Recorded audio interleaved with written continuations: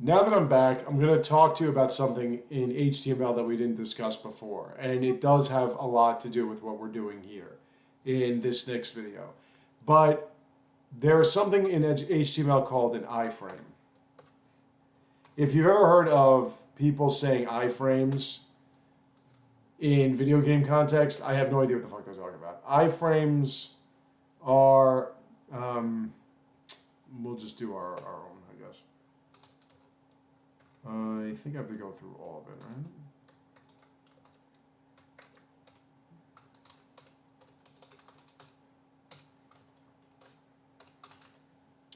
An iframe is a page within a page. And if you see here, and with iframes you can do, you can change the size. You can say like, height equals, it's kind of like an anchor tag. You can say highlight equal 900, width equals 900, 800, whatever. And it'll make it bigger, and then you can, but as you can see, it's a page within a page. Now the reason why I bring this up is what we're going to do is sort of similar to an iframe, but it's not the same thing. And what we do here with JavaScript, as I've told you before, JavaScript, everything is front end. Everything is in your face. There's nothing working in the back per se. Now, upon saying that, there is something else I wanted to show you, and that is something called an XML document. An XML document is a document, let's go into practice, that is called stuff that its extension is XML. And what an XML file is, it's a means to send data from one computer to another, or from one thing to another through a server. XML is like building classes. It's HTML building classes is what it is. You say, in tags you say person, and then you close the tag. And then you say, you know, head,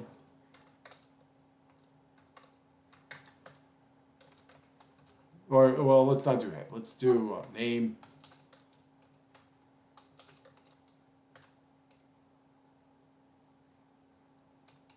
And you say like height, age, and you say height.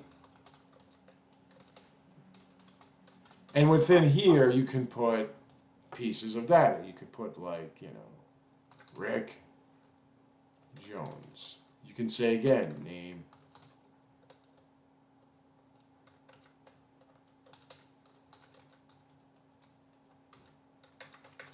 Dick James. And like you can, and you would just load up all this information in what's called an XML file, and the server can then take those simple bits of information and turn it into data that it can sift through.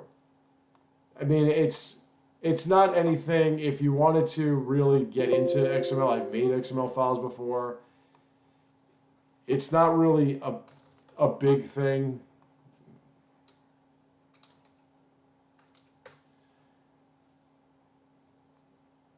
Like, you see, like, you would just do something like this, and more or less what it does is it means for computers to take simple data and send it from one source to another is all it is. But the reason why I'm bringing that up, and the reason why I'm bringing up iframes, is because what JavaScript does is it's called AJAX, asynchronous JavaScript and XML. JavaScript can take data and turn it into XML or XML-like objects and then pass it from one page to another. This way, you can process somebody's name, or you can process somebody's age, or you can process a message or something like that without refresh. And the way that works is, we'll just go like this.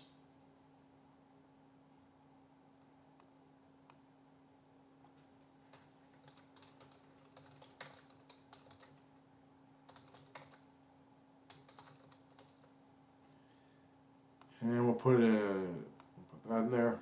All right. And what you would do is you would take,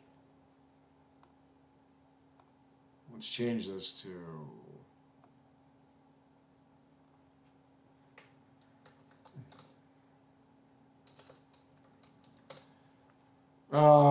Ajax send, because they already have an Ajax keyword, and we'll get rid of all this.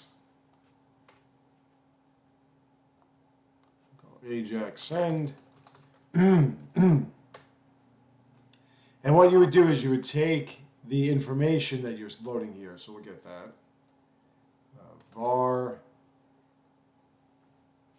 name equal var name equals document name dot value. So now just to make sure that it works, we'll console log Nemo.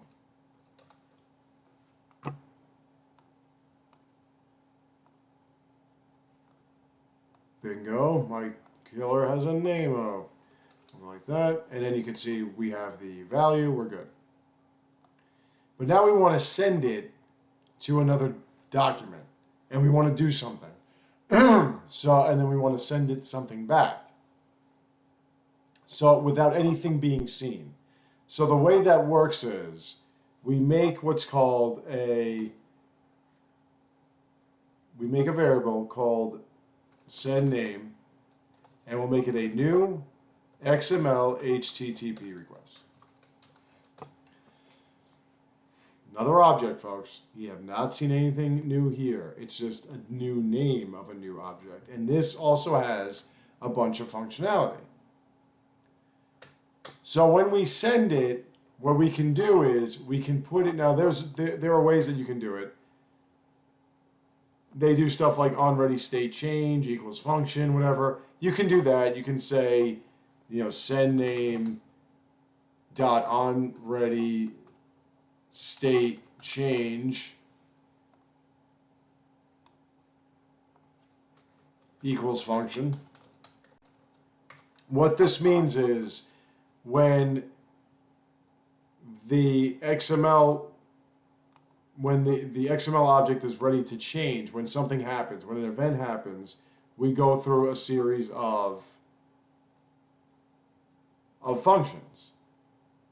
And one is to see if the ready state is 4 and the status equals 200. That's a means of, if you look at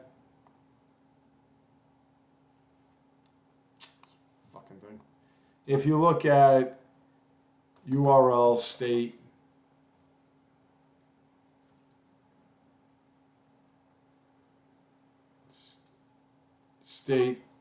status code. If you look at status code, right, HTTP.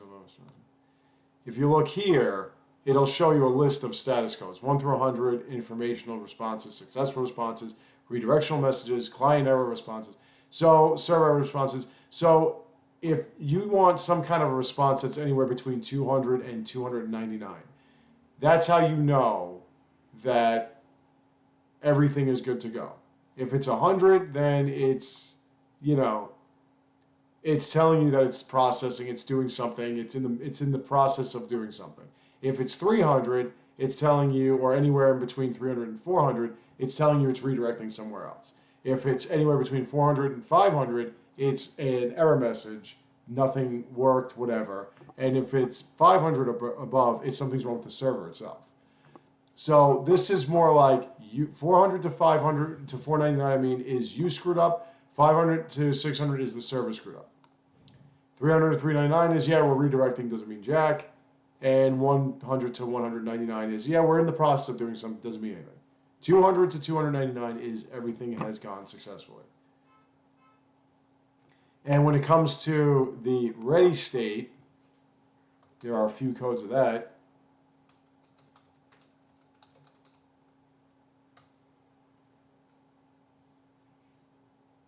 It's 1 through 4. And I think, I forgot what 1 was. It might be the same thing. It might be 1 is loading, 2 is, no, but then it goes up to 4. But, it's more or less when you do that, you're asking for the server, hey, if everything is going well, then do this. If not, then give me an error message. And that's more or less what we can do here, because we have this. In fact, let's get that div over there. Let's see. I called it image area. Let's just keep it image area. Let's just say area spot equals, and I gotta stop typing sport. D image area. Okay. So if I were to say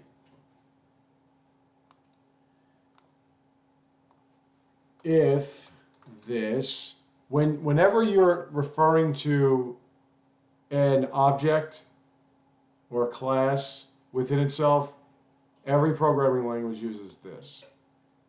What you're saying is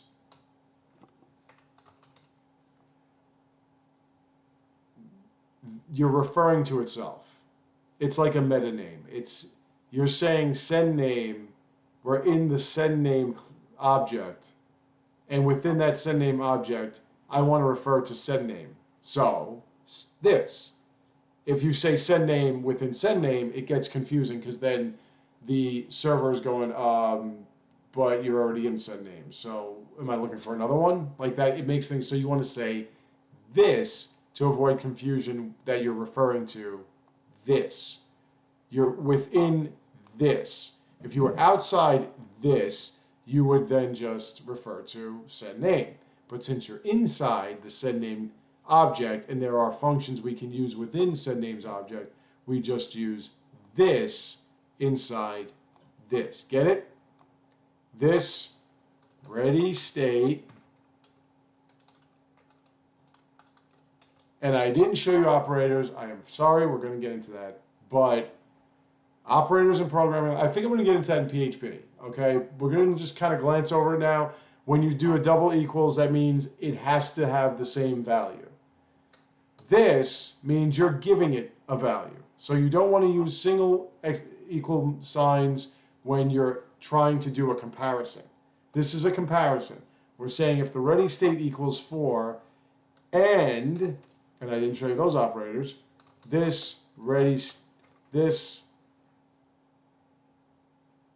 what is it? Status. This status equals 200. We're looking to see if everything is good to go.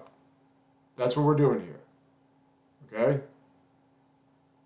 I usually don't do it like this. I usually just shorthand it. But we're asking if this XMLHttp request is good to go, then what we want to process is a result into the image area. And that would be area spot dot inner HTML equals this. And what can we do with this object? Well, we can do something called response text. Response text just means that in text, whatever the page we're going to is responding with, okay? And then we'll say else console log you suck, right? So if we get a connection to another page on a button press, then we'll do something. If we don't, we'll console log you suck. So if we see the console log you suck, then we know we did something wrong. Now, just like we did with file reader, we made a function with the file reader object, and now outside we had to tell the file reader object what we needed it to do. So we made a function here with this particular object. I spelled everything right? So now what are we going to do with this object? We got a function on it, but now what do we want to do with it? Well, what you have to do is first you have to post the data. You have to send it. So you send, actually, no, wait. First you have to open. We have to open a page. We have to look for a page that we have and we can send this information to. Now, we're not really doing anything. We're doing HTML. So there's really nothing we can do with it. We can do it. I mean, we could post it, but it's kind of an indirect way of posting it. But we open a file. What that means is we're going to a page. And we can say get, which means we're getting information from the page. Or we can say post, which means we're posting, so it's like a file, like a form. We're posting something too. So remember when we were doing HTML forms and the get was putting something in the URL and the post wasn't? If we're saying get, then that means that page has to have something in the URL, whatever, that we can get from it. If we say post, that means that we are sending something to it. So we want to send this, whatever we put in this text box, we want to send that to a page. Let's just make one up. Let's say C HTML practice. Let's make up a new page. Let's say new.html.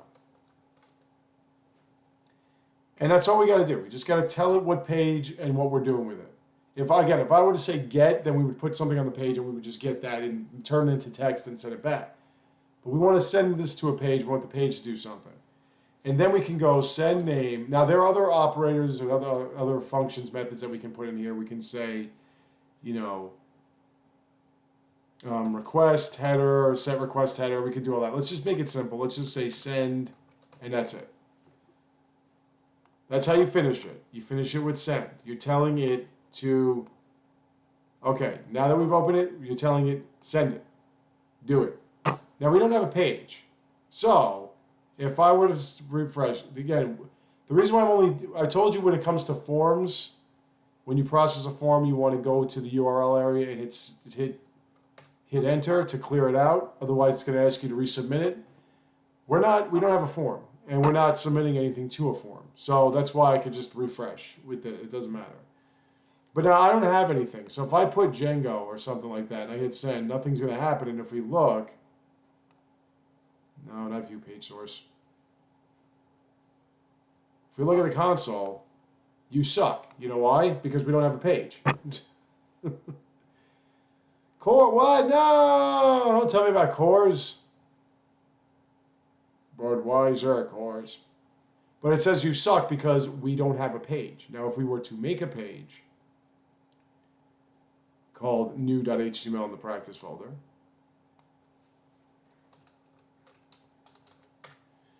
we don't have anything here.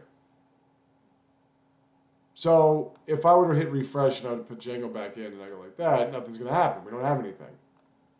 If I go to inspect, it still says we suck because it's saying that the cores is being blocked.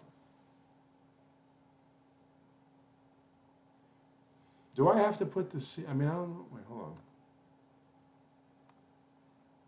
No, that's it. That's the page we want. But it's going to keep saying this because of the cross-origin request. Let's put this.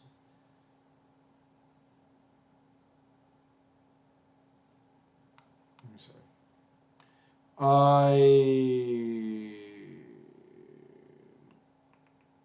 I need to put something in here. That's what she said. Because I want you to see something.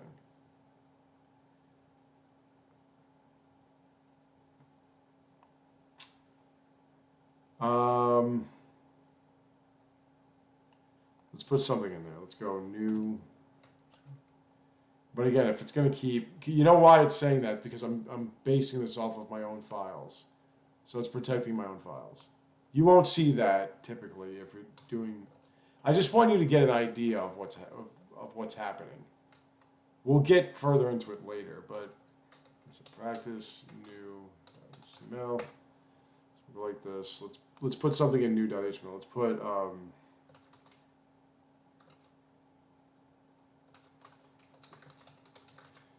It's probably not going to work again because I'm reading it off my files and it won't let me do that. Yeah, it won't let me do it. But again, we'll get into it later. But if I were to just do, let's say, I don't know if it's going to let me do it at all anyway. But if I were to do,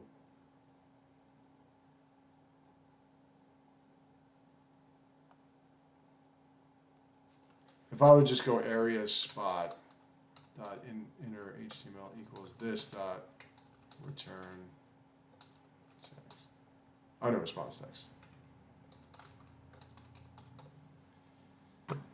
I don't know if it's gonna work,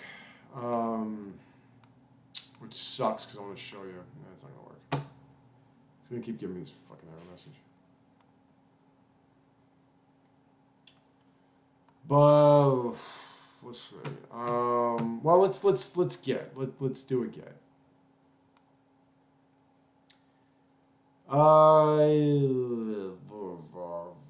What website can I get this from? I don't know if it'll let me just let's go to let's go to iPad. And let's just do this. It's probably not gonna work, but let's go get.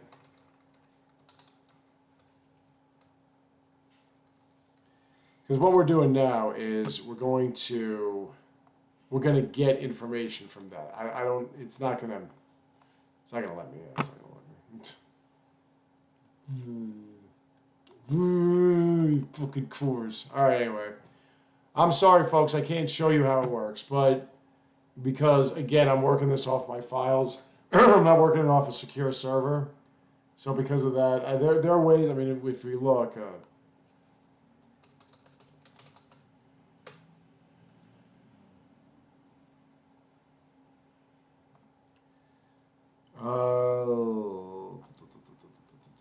mean,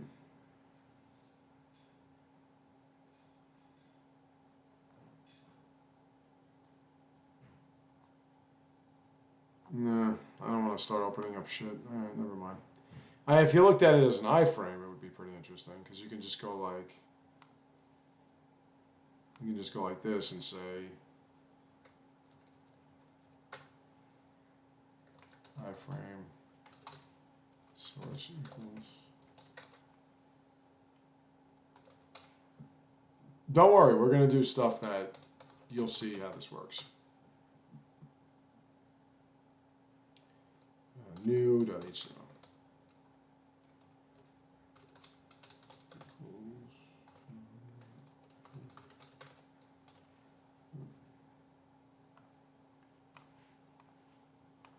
and it would be like that. Just you can fix it so that this doesn't show up. But yeah, again, this is an introduction to Ajax. I think what I can do in the next one is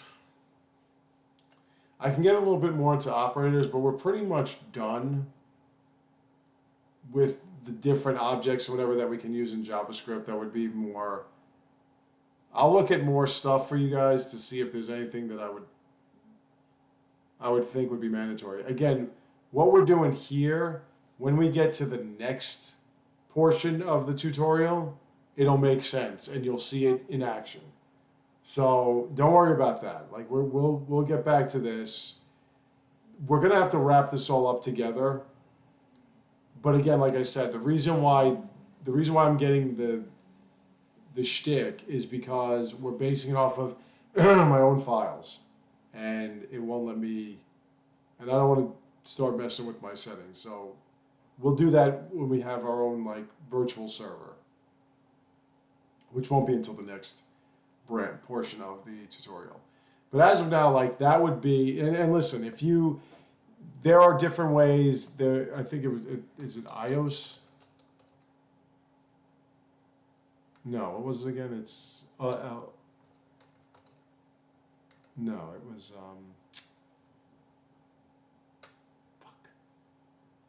let me see. Let's see.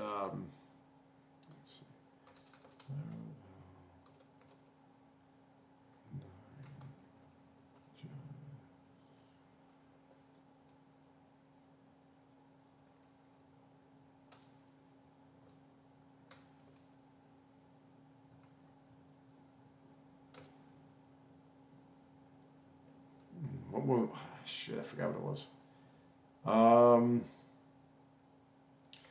Let me look at it like this. Ajax frameworks. If you look at,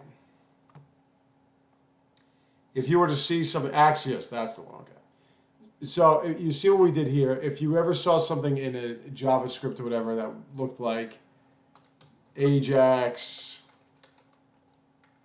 and it would be like a whole list of stuff, or Axios, it's all the same thing. It's all XML HTTP response. It's not like if you saw Ajax or you saw Axios or something like that, or there's another one, Axios, Ajax.